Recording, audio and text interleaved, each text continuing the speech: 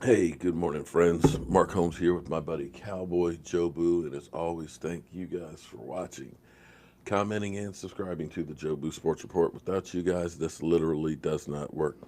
Let's get open for business, and let's wake up the football gods here. Wake up, guys. Boy, these early mornings are kicking my butt, man. I just exhausted. Just got so much stuff to do. Between now and this weekend, me and Michael got to go down the road. We get about 300 miles of driving today and then work in between. And of course, we have to keep up with the Dallas Cowboys. Today, friends, today is the trading deadline. By 4 o'clock today, if you're going to make a move, you ain't got to go home, but you got to get the heck up on out of here if you're trading somebody. We got buyers and we got sellers. The Redskins, one of the most dismal teams in the NFL, of course, now are sellers because, well, let's face it, they're already thinking about next year. Trent Williams is on the trading block. Josh Norman, as well as Ryan Kerrigan, one of the few players they've had that actually have done something of any magnitude. The Cowboys, of course, we've already signed Michael Bennett, making a trade with New England, and there's other guys out there that they may be interested in. Jerry Jones basically said, we might be in the market for a safety. We'll see how much they're willing to go, but they're not looking to use high draft capital. Now, something that was somebody people keep referring to is Josh Gordon. Josh Gordon, um, something happened with Josh Gordon. I got a rumor from somebody, but I'm not going to go into exactly what that was.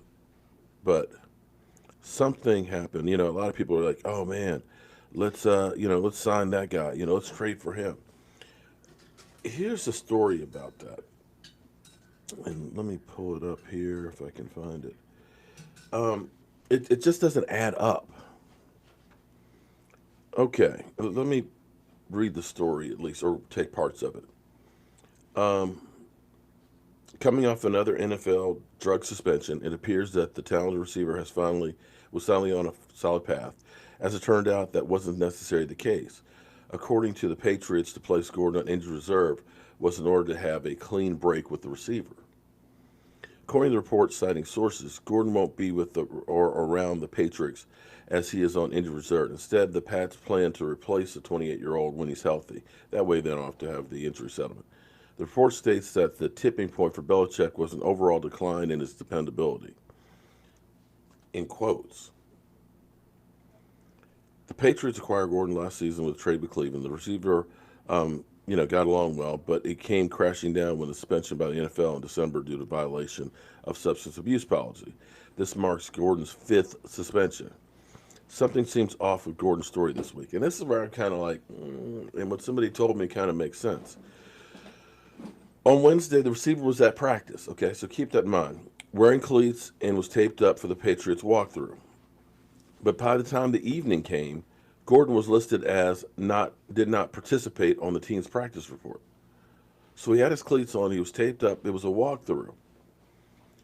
And then hours later, he was placed on injured reserve. Even strange was the situation with tight end Eric Thompson. The Patriots announced they had released him on Wednesday morning to make room for Mohamed Sanu. They traded for Mohamed Sanu. Thompson wasn't at Wednesday's practice. So this guy they said, we're releasing him. They removed his name above his locker, everything. We're ready for Mohamed Sanu. But then Thursday morning, however, the Patriots said, no, he wasn't released. And Gordon was put on injured reserve. Does that seem a little bit strange? So here's the thing. Gordon went through a walkthrough practice, had cleats on. Then something happened, and he was put on injured reserve. They said they released the guy in the morning, but instead they said, no, we didn't release him, and Gordon is put on injured reserve. This week, several players voiced their surprise and support for Gordon. Both Phillips and Dorsett, Julian Edmonds said they were surprised when it was announced that Gordon was headed for injured reserve. This year, Gordon was his second with the Patriots with 287 yards. Told him if he needs anything, let me know, and we wished him well.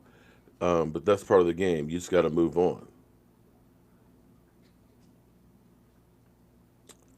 Um, you just got to adjust the best way you can, Tom Brady says. So sometimes it's like other positions. This year it's just been that way with wide receiver. So you have to wonder, did something happen between Belichick and Josh Gordon between the end of walkthrough and that evening? Something, we're not getting the full picture here. Something happened with Josh Gordon clearly for him to get put on injured reserve where they just said, you know what, we're done with you. Because in the earlier, he went through a walkthrough. He was set to return in a week or two. Next thing, he's on injured reserve. And a guy that you had cut, you turn around and say, oh, no, we didn't cut him. So anybody thinking that we need to bring Josh Gordon in, I think you're better off not. It's just no reason to. Unfortunately, he's injured right now, so it's going to be a couple weeks before he's going to be ready to play. He is not reliable because of the suspensions. He's been suspended 5 times. And the last really great year he had was in 2013. Why would you want to bring that to Dallas? We already have Randy Gregory, who can't get back on the field because of being suspended. You get ready to start relying on a guy. You make game plans for him. The next thing you know, he's not there on your team. So please forget about Josh Gordon. It's not going to be a guy that helps us.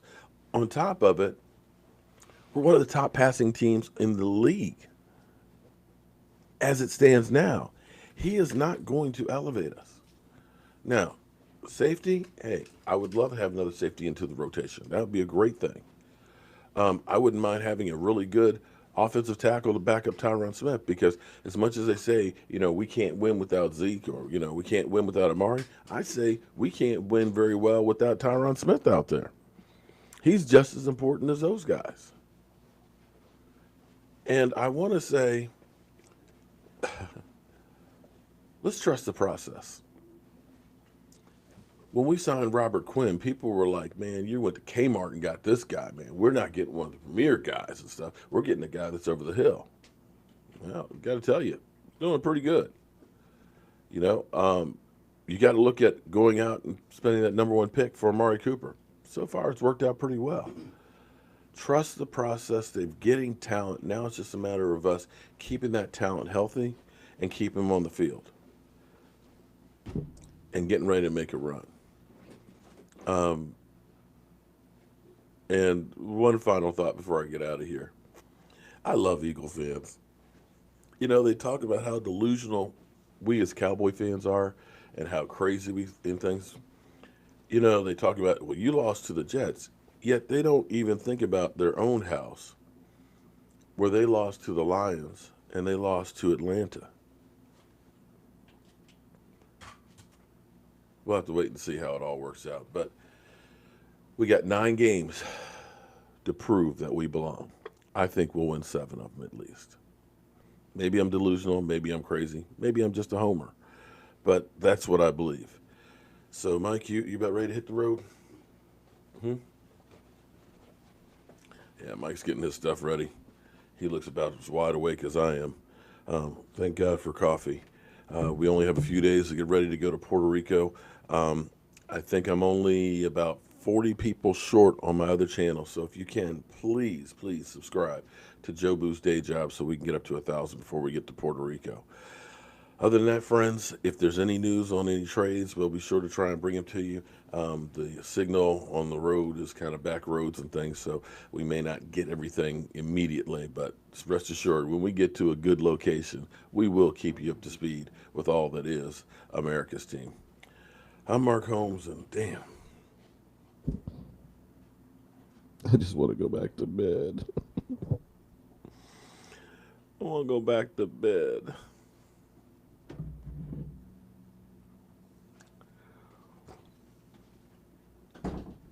I'll see you guys on the road.